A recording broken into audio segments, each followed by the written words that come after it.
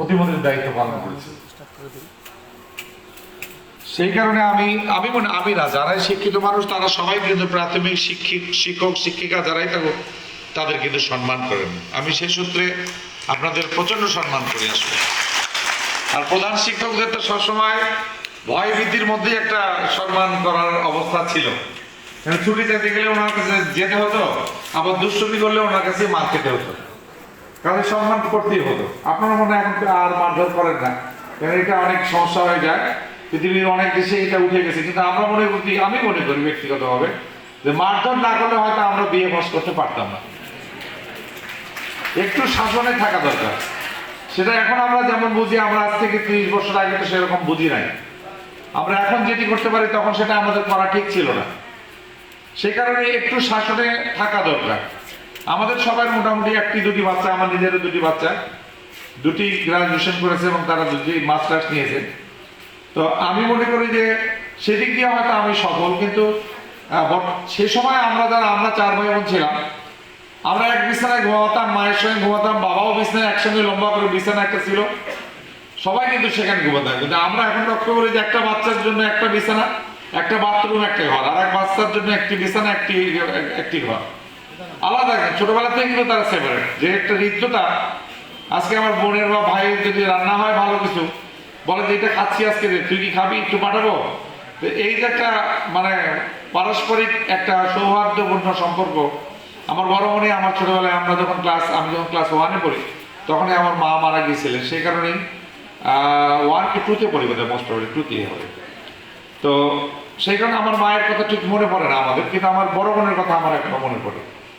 আমি সংসদের বিরোধী দলের চিফ হুইপ হিসাবে আমি সবার সময় দিয়ে কে কতক্ষণ বক্তৃতা করবেন আপনাদের জন্য অন্তত আমি 2-3টা মিনিট মাননীয় প্রধানমন্ত্রীর দৃষ্টি আকর্ষণ করে একটা বক্তব্য রাখতে পারবো। এবং ইতিপূর্বে আমি অনেক সংগঠনের জন্য এগুলো করেছি, এবং অনেক সংগঠনই কিন্তু আমার সঙ্গে তাদের এই এতটুকু করোনা ঠিক নয়, এতটুকু বলার জন্য তারা আমাকে অনেক অনেক ফুল দিয়ে আমাকে সম্বর্ধনা দিয়েছে যে আপনি একটু না বললে হতো না। আমি বলেছি পার্লামেন্টে হলে সবকিছুর দেশ শাসনের মাননীয় প্রধানমন্ত্রী ওখানে থাকেন, মাননীয় প্রধানমন্ত্রীকে একটু কথা বলতে গেলে এত মানুষ থাকে যে ওনার সঙ্গে কথা বলা যায় না। আমরা প্রতিমন্ত্রী ছিলাম, কিন্তু ওনার সঙ্গে 2-1 মিনিটের বেশি কথা বলতে পারতাম না। কিন্তু পার্লামেন্টে আমি অজস্র সময় কথা বলতে পারি, 15 মিনিট 10 মিনিট ধরে আমি বক্তৃতা রাখতে পারি এবং কথা বলতে পারি। এবং আপনাদের এই ন্যায্য দাবিগুলো আমি মনে করি যদি উনি সঠিকভাবে শোনেন, তাহলে আমি মনে করি এই ন্যায্য দাবিগুলো উনি মেনে নেবেন। উনি সবসময় কিন্তু বলেন যে মূলনীতি যে অন্ন বস্ত্র খাদ্য, শিক্ষা, খাদ্য এবং বাসস্থান সবগুলোই কিন্তু বঙ্গবন্ধুর থেকে পূরণ হয়েছে। অন্ন আমাদের এই উত্তরাঞ্চলে, আপনারা দেখেন যে উত্তরাঞ্চলে আমাদের মঙ্গাবৃত্তি এলাকাগুলো ছিল, কোনটা কুড়িগ্রাম, লালমনিরহাট, রংপুর, আমার গঙ্গাচড়া, এগুলো কিন্তু মঙ্গাবৃত্তি এলাকা ছিল। কিন্তু মাননীয় প্রধানমন্ত্রী মঙ্গা দূর করে দিয়েছেন, অর্থাৎ খাদ্য উনি স্বয়ংসম্পূর্ণ বাংলাদেশে বর্তমান আমরা বলি স্বয়ংসম্পূর্ণ, জানি না এটা আমার বিরোধী দল আরেকজন আছে আমাদের পরে যাদের অবস্থান সংসদে, তারা বলে যে না এটা ওনারা সত্যি বলেন না, আমি জানি না। তবে খাওয়ার জন্য কেউ মারা গেছেন এই বর্তমান সরকারের সময়, আমার কাছে এটা আমি এখন পর্যন্ত কোনো সময় পাইনি। সুতরাং সেজন্য ধন্যবাদ জানাই মাননীয় প্রধানমন্ত্রীকে। বস্ত্রের বিষয়ে আপনি 100 টাকায় একটা শার্ট পাবেন, আপনি 300 টাকায় একটা আপনার কি বলে এটাকে শাড়িও পাবেন। 400-500 টাকা 1000 টাকার একটা শাড়ি যদি হয়, তাহলে আপনি ভালোভাবে একটা যে কোনো মানে অনুষ্ঠানেও যেতে পারেন। সুতরাং অন্ন, বস্ত্র, স্বাস্থ্যসেবা যতটুকু সম্ভব, বিভিন্ন উপজেলা ভিত্তিক যে হেলথ কমপ্লেক্সগুলো হয়েছে, এতে অনেক মানুষ কিন্তু উপকৃত হচ্ছে। শিক্ষার বিষয়ে আপনারা জানেন কত কোটি বই, কেন আমি ঠিক অ্যাকুরেট বলতে পারবো না, তবে অনেক টাকার বই তিনি ফ্রি অফ কস্ট এগুলোকে পড়া, মানে তাদের শিক্ষাবর্ষ শুরু হওয়ার আগেই পৌঁছায় দিচ্ছেন। কথা দিয়েছিলেন উনি সংসদে করবো, এবং তিনি করেছিলেন সেটি। এবং সর্বশেষ যেটি ছিল যে বাসস্থান, এই বাসস্থানও আপনারা দেখবেন, হ্যাঁ 34,36,52,412টি বই। এটা কোনো সময় কোনো সরকার, আমরা শাসকের সময় 9 বছর সরকারে ছিলাম, স্বীকার করতে কোনো মাধ্যমে যে আমরাও কিন্তু দিতে পারিনি বা দেওয়ার মতো আর্থিক অবস্থান তখন আমাদের দেশে ছিল না। তো সুতরাং আমি মনে করি যে আপনাদের প্রচেষ্টায় আগামী দিনের প্রধানমন্ত্রী হবেন, আগামী দিনের রাষ্ট্রপতি হবেন, আগামী দিনের এরশাদ তৈরি হবেন, আগামী দিনের শেখ হাসিনা তৈরি হবেন, আগামী দিনের রওশন এরশাদ তৈরি হবেন, আগামী দিনের শিরিন আক্তার তৈরি হবেন। এইভাবে কিন্তু আপনারা আপনাদের কারণটা হচ্ছে বলার, সেটি হচ্ছে আপনাদের মতো প্রধান শিক্ষকের কাছ থেকে আমাদের শিক্ষা নিয়েই কিন্তু এগুলো তাদেরকে আসতে হবে।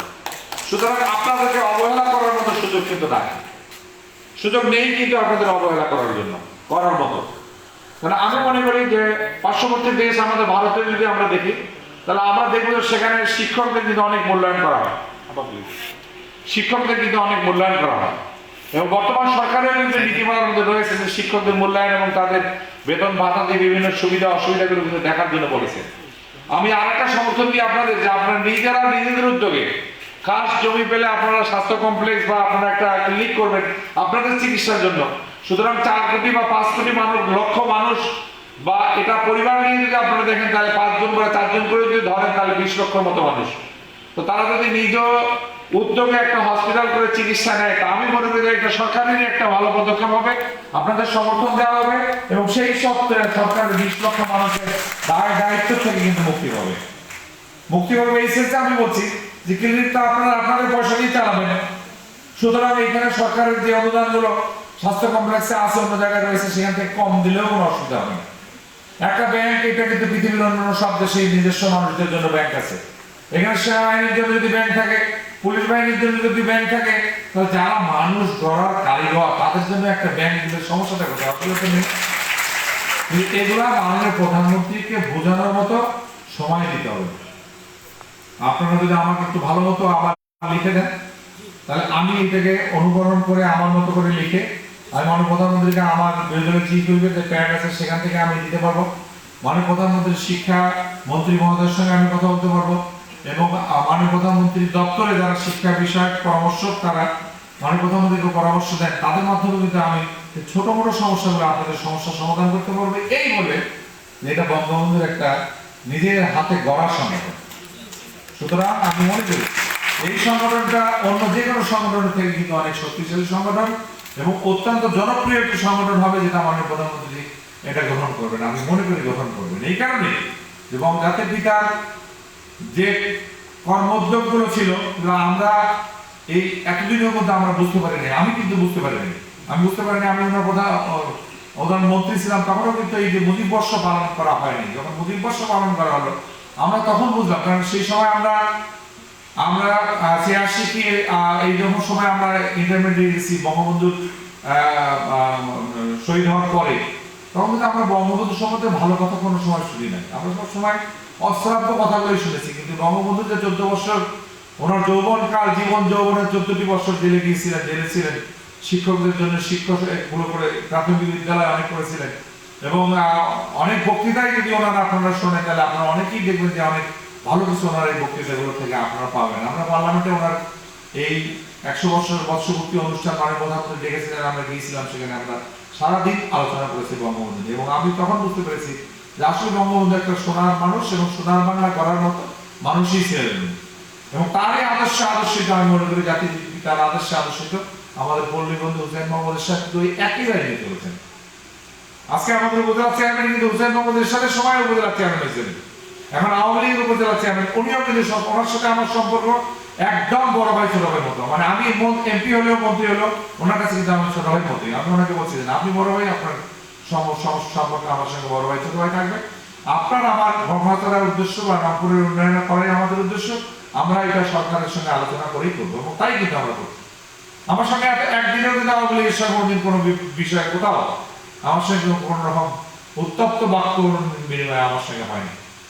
সুতরাং আমি মনে করি যে সেই আদর্শগুলো নিয়ে হুসেইন মোহাম্মদ এরশাদ আপনাদের আজীবন যেমন একটা আপনাদের আজীবন আপনাদের ভাতা পেনশন এটা দিয়েছিলেন এবং এই সরকার আবার এই পেনশনটাকে আপনার হাজব্যান্ড মারা গেলে ওয়াইফ বা ওয়াইফ মারা গেলে হাজব্যান্ড তারা পাবেন, এটা কিন্তু এই সরকার করেছেন। সুতরাং বঙ্গবন্ধু আপনাদের এই প্রতিষ্ঠান করেছেন, বঙ্গবন্ধু আপনাদের এই প্রাথমিক শিক্ষক সমিতি করেছেন, শিক্ষকদের প্রাথমিক বিদ্যালয় করেছেন। এই সরকারের সময় আমি তো আমার এলাকায় আমার মনে হয় যে অন্তত 50-এর উপরে আমার বড় বড় বিল্ডিং আমি করেছি, 4-5 বিল্ডিং, যেটা কিন্তু কোনোদিন এই এলাকার মানুষ দূরের কথা, রংপুরের অনেক মানুষ এই গ্রামে যে এত বড় বড় বিদ্যালয়, প্রাথমিক বিদ্যালয় হবে এটা কোনো সময় তারা পাবে না। এই প্রতিষ্ঠানগুলোকে সংরক্ষণ কিন্তু বর্তমান সরকার করছে। আমার কথা তাদের ভালো উদ্যোগগুলোকে আমি সমর্থন জানাবো না কেন? আমি বিরোধিতা হতে পারি, সেই কারণে কি সবকিছুর মধ্যে বিরোধিতা করতে হবে না? আমাদের বিরোধিতা তো অবশ্যই আমরা করি। আমরা বলি যে খাদ্যেতে যে দ্রব্যমূল্য বাড়ছে, খাদ্যে যে ভেজাল দিচ্ছে, এগুলো নিয়ে মাননীয় প্রধানমন্ত্রীকে অনেকবার কিন্তু তীর্যক ভাষায় বক্তব্য রেখেছেন বেগম রওশন এরশাদ। উনি একটি কথা বলেন, উনি বলছেন হ্যাঁ এই সমস্যাগুলো আছে। আজকে আমাদের ছেলেরা ভ্যাকসিন খাচ্ছে, ভ্যাকসিন ভারত থেকে আসছে, ভ্যাকসিন যারা তৈরি করছে তারা আমাদের দেশে পাঠায় কেন? তাদের দেশে কিন্তু এটা ব্যবহার হয় না। আমাদের সন্তানদের আমরা মানুষ করতে পারতেছি না এদের কারণে। আমরা ইয়ামা আসতেছে আমাদের মিয়ানমার থেকে, তার সঙ্গে সুসম্পর্ক আমাদের নেই, কিন্তু কেন আসবে? বর্ডার গার্ড থাকলে আসার তো কথা নয়, কেন আসে? এগুলো বন্ধ করতে হবে। কার কারণে আসে এগুলো বন্ধ করতে হবে। আজকে কারিগর তৈরি করবেন আপনারা, ছোটবেলা থেকে শিক্ষা দেবেন আপনারা, আর তারপরে ক্লাস 8, 9, 10 গিয়ে ফ্যাসিলিটি খাওয়া শুরু করে দেবে, তাহলে আপনাদের উদ্যোগ তো ব্যাহত হয়ে গেল, ক্ষতি হয়ে গেল। এখন মানুষের বাচ্চা একটু দেখি, আপনারা আপনাদের নিজেদের বাচ্চা ছেড়ে দিচ্ছেন মানুষের কাছে শিক্ষা নেওয়ার জন্য, আর আপনাদের বাচ্চা আপনারা শিক্ষা নিতে পারতেছেন না, মানুষের বাচ্চাকে আপনারা শিক্ষা দিচ্ছেন।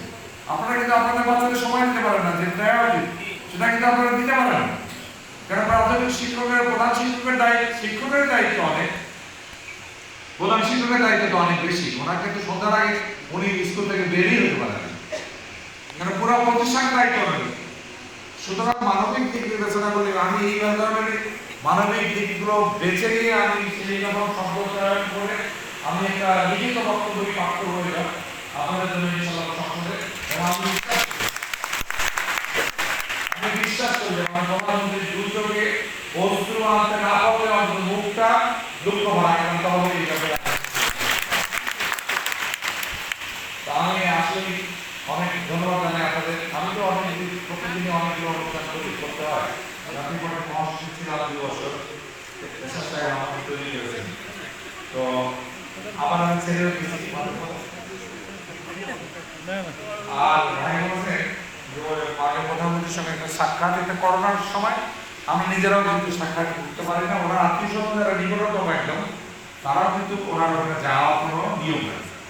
কোনো একজন মন্ত্রী আমাকে দুঃখ করে বলছিলেন যে আমি এই মন্ত্রী, ফুল মন্ত্রী, আমি 2-3বারের মন্ত্রী, আমি ফুল মন্ত্রী, আমিও প্রধানমন্ত্রীর কাছে যাইতে গেলে আমাকে 3বার করোনা টেস্ট করতে হয়, 3 দিন। বলে খুব বিরক্ত করে এটা। তাহলে আমাকে বলছেন যে আমি যেটা পার্লামেন্টে বলবো যে আপনি এই কথা বলছেন, বলে বলেন কিন্তু নাম বলেন। তাই সেরকম ভাবে বলতেছি যে তিনিও, তাকেও যাওয়া খুব নিষেধ। 3 দিন পরে হয়তো তাকে একদিন সময় দেওয়া হয়, তাও অনেকখানি ডিস্টেন্স রেখে অনেক সময় করা হয়। সেই কারণেই ওনার তো একটা বয়স অবশ্যই হয়েছে, সেই কারণে ওনার যদি একটা কিছু হয়, আমরাও চাই না যে আমার সঙ্গে অযথা কথা বলে করোনার জন্য কথা বলে, আমরাও চাই না যে একটা প্রবলেম উনি করুক, আমরা চাই না। তাহলে এই দেশটা আপনি বলেন না, এখন এই মুহূর্তে যদি কেউ বলতে পারেন যে শেখ হাসিনা না থাকলে আজকে দেশটা কে চালাবে, ওই বিএনপি কে বললেও তারাও বলতে পারবে না যে কে দেশটা চালাইতে পারবে, এইরকম ভাবে যেটা উনি চালাচ্ছেন। এইটা আমার শুনেন, কাউকে তোষামত করার জন্য আমি এই কথা বলছি না, কারণ আমরা নিজেরাই মন্ত্রিসভায় এবার যাইনি।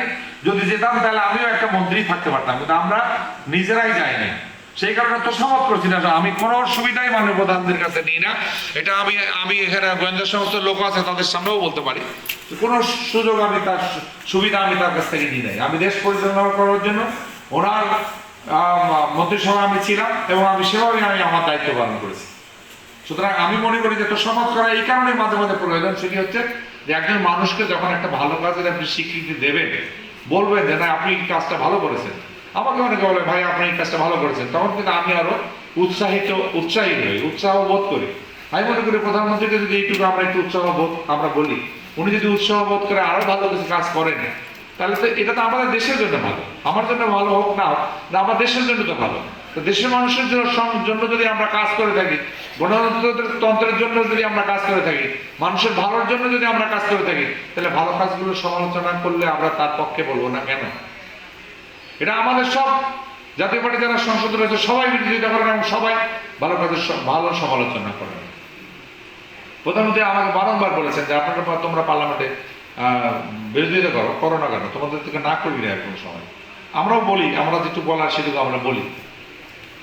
তো যাই হোক, আমার সর্বশেষ আপনাদের কাছে অনুরোধ হচ্ছে, আপনার প্রধান শিক্ষক একটা প্রতিষ্ঠান আপনার মাধ্যমে চলে।